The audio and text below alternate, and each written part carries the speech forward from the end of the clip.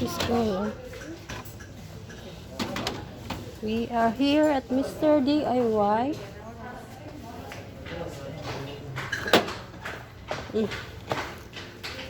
Wala pa yung dire.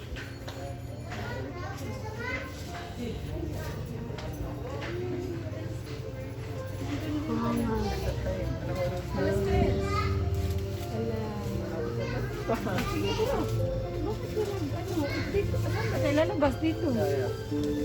Wala, tumingin lang ako. Meron pa ako.